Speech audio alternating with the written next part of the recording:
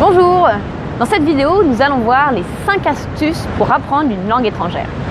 Donc on va voir pourquoi c'est vraiment important de connaître une autre langue, quels sont les outils à notre disposition pour apprendre une langue étrangère, donc des outils simples, efficaces et ludiques, et quelles sont les opportunités qui s'offrent à nous quand on connaît une autre langue. Mais avant ça, je vous propose de vous abonner soit à ma chaîne YouTube, soit à ma page Facebook en cliquant sur le petit bouton. Est-ce que ça vous est déjà arrivé d'être parmi un groupe de personnes et vous ne parlez pas la langue? Ils sont tous en train de parler en anglais, en espagnol, en portugais, ce que vous voulez, souvent en anglais d'ailleurs. Qu'est-ce que vous ressentez dans ce moment-là? Est-ce que vous en sentez seul? Vous sentez un peu à l'écart? La plupart du temps, c'est ce qui se passe quand les autres parlent une autre langue qu'on ne connaît pas. À l'école, est-ce que vous étiez bon élève? Est-ce que vous avez eu des bons profs? Pour ma part, en anglais, j'ai toujours été très nulle, mais vraiment très nulle. Au lycée, j'étais meilleure en espagnol, mais l'anglais, ça n'a jamais été mon fort. Et quand vous voyagez, comment ça se passe si vous ne connaissez pas la langue du pays, ou même pas l'anglais? Est-ce que ça vous est déjà arrivé d'arriver dans un restaurant et de commander quelque chose, mais vous ne savez pas vraiment? Et finalement d'avoir un rôti de porc dans votre assiette alors que vous vouliez une salade de thon? C'est que ça pose problème quand même quand ça pose des incompréhensions comme ça. Aujourd'hui, même dans le travail, on a souvent besoin de connaître une langue étrangère. Connaître une langue étrangère, ça vous ouvre des portes. Ça vous permet de connaître d'autres cultures, de pouvoir discuter avec les gens quand il y a des étrangers qui viennent en France ou quand vous voyagez à l'étranger. Ça vous permet vraiment d'élargir votre horizon. En plus, la plupart du temps, on se dit oh, j'ai toujours été nul en langue, ça sert à rien, c'est pas pour moi, je suis trop vieux maintenant pour apprendre une nouvelle langue, j'ai pas le temps. On a des excuses. Tout ceci, c'est que des excuses. Si vous voulez, vous pouvez apprendre une nouvelle langue dès aujourd'hui. Moi, comme je vous disais, j'ai toujours été très nulle en anglais. J'étais meilleure en espagnol jusqu'au lycée. C'était vraiment quelque chose qui me plaisait, j'y arrivais bien. Et quand on arrive en école d'ingénieur, finalement, c'est que de l'anglais. Les publications, certains cours, si on veut faire de la recherche, c'est en anglais. Si on veut partir à l'étranger, finalement, c'est l'anglais qu'il faut connaître. Donc voilà, en 2007, je me suis dit, bon, Camille, il faut que tu fasses quelque chose. Donc je me suis décidée à partir faire 3 mois jeune fille au pair à côté de Londres, en Angleterre. C'était vraiment une expérience vraiment fantastique. Pas évident tous les jours, j'avais 3 enfants à garder, donc à m'occuper. Quand on ne parle pas un mot d'anglais, c'est pas simple, mais ils étaient très gentils, la famille était très bienveillante et accueillante. Et surtout, cette expérience, ça m'a permis de donner un déclic. Je me suis rendu compte de l'importance de pouvoir parler, de pouvoir communiquer avec les autres gens dans une autre langue. Quand je suis rentrée en France, en septembre 2007, j'ai mis en place pas mal de choses. Premièrement, j'ai commencé à regarder les séries en VO. Alors ça a été vraiment un changement radical. Les films, les séries, donc d'abord avec des sous-titres en français, puis des sous-titres en anglais, puis plus de sous-titres.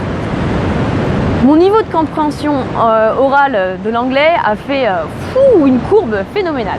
Vraiment, je vous conseille de faire ça si vous avez du mal, parce que ça vous aidera énormément.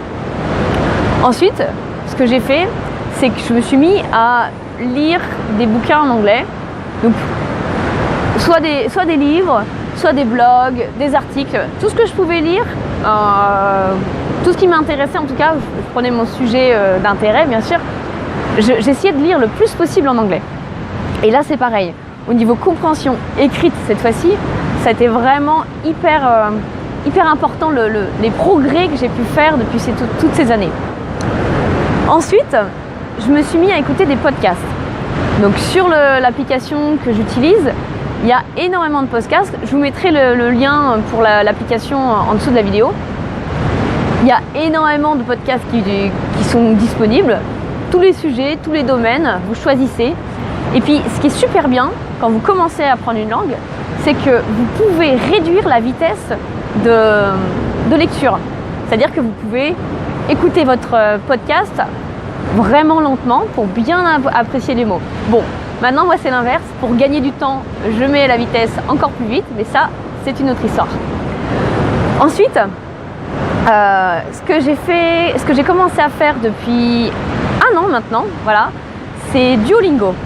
Duolingo, c'est une application qui est vraiment ludique et en plus qui s'appuie sur les courbes d'apprentissage. Et donc là, je me suis dit, l'anglais maintenant, je pratique pas mal, que ce soit à lecture, en vidéo ou dans un club pour parler. Du coup, je me suis dit, je vais me focaliser plutôt sur l'espagnol, histoire de reprendre un petit peu toutes les connaissances que j'ai perdues, puisque en école d'ingénieur, c'est que de l'anglais, donc plus d'espagnol. Duolingo, je fais 3 leçons par jour depuis 1 an, et ça m'a permis de retrouver un niveau d'espagnol que j'avais avant, et c'est vraiment très important. Il y a pas mal d'autres applications qui existent, Memrise, Babbel. Moi, j'utilise aussi HelloTalk. C'est vraiment pour discuter avec des gens du pays, de la langue. Donc, eux, ils veulent apprendre le français. Moi, je voulais apprendre, par exemple, le portugais. Et on parlait, on discutait comme ça. Alors, soit dit en passant, Duolingo, c'est pas du portugais du Portugal, c'est du portugais du Brésil. Donc, c'est un peu différent, mais c'est pas grave. Mais il faut le savoir, parce que j'ai passé 3 mois à apprendre le portugais pour mes vacances. Et en arrivant au Portugal, et ben on m'a dit « Ah non mais là tu parles brésilien en fait ». Ah bon, tant pis. Et la dernière chose pour vous permettre d'apprendre une nouvelle langue, c'est de rencontrer des gens. Parler avec des gens qui parlent cette langue-là. Dans toutes les grandes villes, il existe des rencontres en fait entre étrangers. Et donc que ce soit Meetup, que ce soit sur Facebook avec Couchsurfing, avec des rencontres en tout genre, il y a énormément de rencontres qui se font pour discuter, parler entre personnes de langues différentes. Le mieux, c'est vraiment de prendre quelqu'un en particulier et de constituer un binôme. Comme ça, vous avez vraiment quelqu'un avec qui parler et ça se construit petit à petit. Donc pour résumer, pour apprendre une langue étrangère, ce que je vous conseille, c'est regarder tout ce qui est film, séries en VO, lire le plus possible dans la langue que vous voulez pratiquer. Utilisez une application, donc Duolingo, Babbel et autres, vraiment ça aide beaucoup. Écoutez des podcasts, et ça il y en a vraiment énormément, et rencontrer des gens et parler en direct avec ces personnes-là. Donc voilà, j'espère que ça vous permettra d'apprendre une nouvelle langue. Et encore une fois, ce qui compte, c'est la régularité. Oui, il vaut mieux faire 15 minutes par jour plutôt que 1 heure toutes les semaines. C'est beaucoup plus efficace, 15 minutes par jour. Voilà, j'espère que vous essaierez d'apprendre une nouvelle langue. Tenez-moi au courant. Et si vous avez aussi d'autres applications que je n'ai pas citées, je serais ravie de les connaître. Donc n'hésitez pas à le mettre ça en commentaire. Et n'oubliez pas, si vous voulez que les choses changent, c'est vous qui devez changer.